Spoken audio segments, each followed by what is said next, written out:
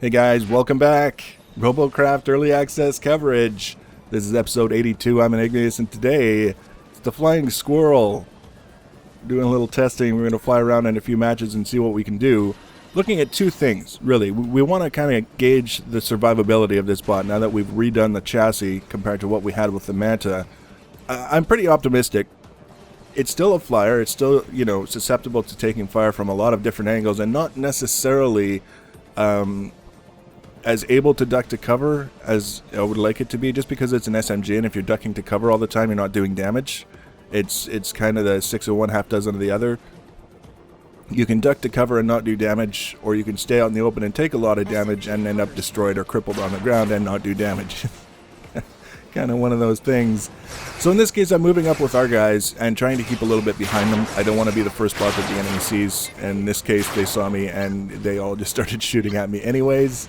One of the things that's very interesting is people will start shooting at you the instant they see you, but if they see that they've shot a couple of rotor blades off of you and you start falling, they ignore you. And by the end of the video, at least one person is going to suffer for that mistake, aside from me, of course. Now you can see we've got a lot of fire coming in. Not very good. These 3 rotors aren't quite enough to keep us airborne. If we had one more, we would be up in the air, but these 3, not enough. You probably saw the red laser. There's a railgunner that's managed to sneak up around behind us, flanking us on our side of the map from the top of one of the mountains, and he's going to have an unwholesome fixation on me, I can tell you that much. But so does a lot of the other enemy bots here. Now this is kind of, I'm doing my best. I'm not really mobile. I am mobile, but not particularly mobile. It's very difficult to control the bot when it's in this kind of situation. It's moving, but not very well. There goes one of our other rotor blades, a railgunner, and he's going to take the other one in a few seconds here. But there's a problem here, and what's happening is that the enemy advances, they're overextending for days. Like, they're just sitting right out in the open, and they're shooting the hell out of our guys, and then they take damage, and they go all the way back around the corner, and our guys aren't sealing the deal. We're still not getting any kills. You know what I mean? It's when the enemy has time to just kind of turn around and go the other way, and you let them do it. There's kind of a breakdown there. Things aren't working as they should. You can see this railgunner. He's just about to finish me off. We took a lot of hits from that railgun. I mean, as cleanly as he was able to finish us off by going after large chunks on the bot, we still took a lot of hits from that railgunner before we were finally destroyed. So survivability so far is much improved over the Manta. Not necessarily where we would like it to be, but of course that would be invincible. That would be the goal if we could make it that way, but we can't. So we evaluate things in the context of the alternative, which, as for flyers going without electroplates, this one's doing pretty good. Now this was another case where the strategy going in was to kind of follow in behind our teammates and lend support wherever possible. The difficulty with the SMGs, of course, is their long-range potency has been gutted. They're not really very effective at long range at all. And the consequence is that you have to get in very, very close to enemies to do a significant amount of damage, which means you're usually taking a significant amount of damage in order to make things work. It's just the unfortunate nature of the beast. Now, this kind of highlights one of the issues that's going on with the game. This match here, you can see, I see the red laser. I know it's there, so I kind of want to duck down into this little valley here where I'm not necessarily such an easy target, and I can peek out and do what I need to do without having to worry about the railgunner shooting me down before I've even had a chance to look around and see where the enemy is.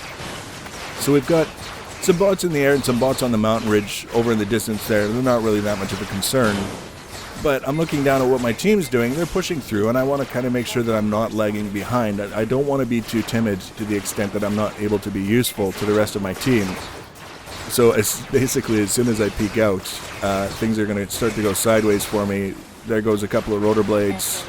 We're losing it. But fortunately, the bot is another one of those bots that just likes to stay upright.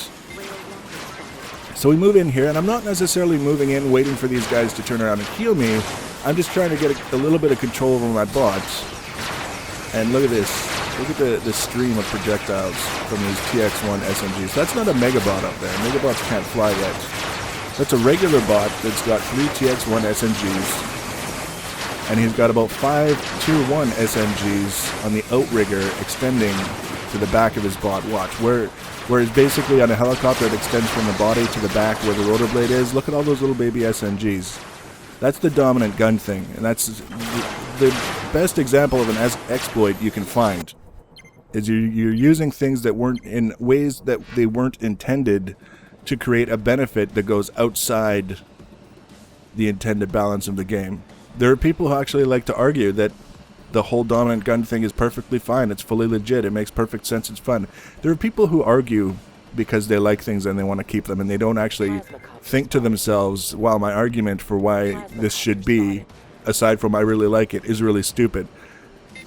There's nothing that says having 5 Tier 1 SMGs on a bot in Tier 10 can somehow magically increase the reload or reduce the reload time of TX1 SMGs. It's like having 2 guns in holsters. One for your right hand, one for your left hand. You pull out the one for your right hand, you shoot a bunch of times.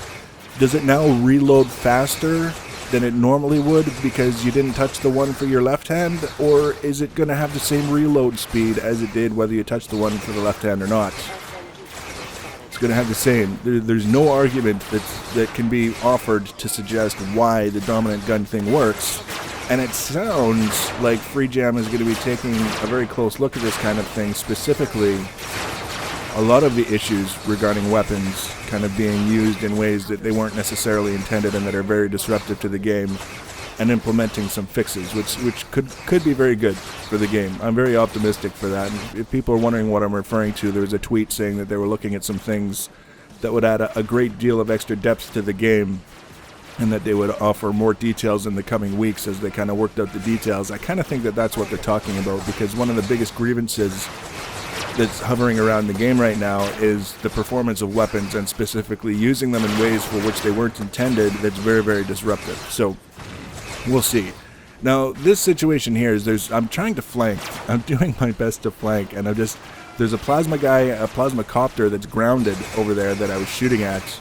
And because I wasn't able to get close enough to him to do a lot of damage, I wasn't able to destroy him as fast as I could have if I was a medium-range bot.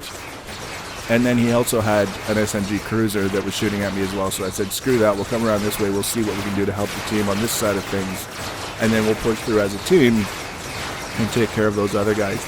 This match was actually one of my first indications that the SMG thing was basically exposed as a fraud. Having SMGs on this bot is it's not working. SMGs aren't viable at long range the way they used to be. And as a flying bot, you don't want to be doing things at close range. You want to kind of, distance is your friend. Distance is a measure of protection that you afford yourself because it's harder for the enemy to hit you. That's basically the way it works. So what we're going to end up doing actually is we're going to transition this bot to a plasma bot. Some other people had suggested it. I've been considering it. The main thing is I didn't want to buy all the plasma cannons because RP doesn't come quickly in Tier 10 for me these days. There's so many exploits, there's so much BS, the Megabots thing. The latest thing apparently, and even the devs are getting involved and kind of occasionally saying a thing or two about it, is Megabots, that prima donna Megabots that go into a match and they see something they don't like, the friendly players blocking them or something, so they just self-destruct at the beginning of the match, first sign. 20 to 30 seconds, you're blocking me, I'm self-destructing, screw you, screw the whole team, I'm out of here. Because Tier 10 is the place to be, I guess. Especially if you're a Megabot. One person is the king for the match, and their biggest priority is making sure everyone knows how important they are, I guess, is the thing. I don't know. Not all Megabot pilots are like that. Of course, we're not generalizing all of them as being that kind of thing, but that's how we get our win here, is taking a lot of damage trying to get in close to people.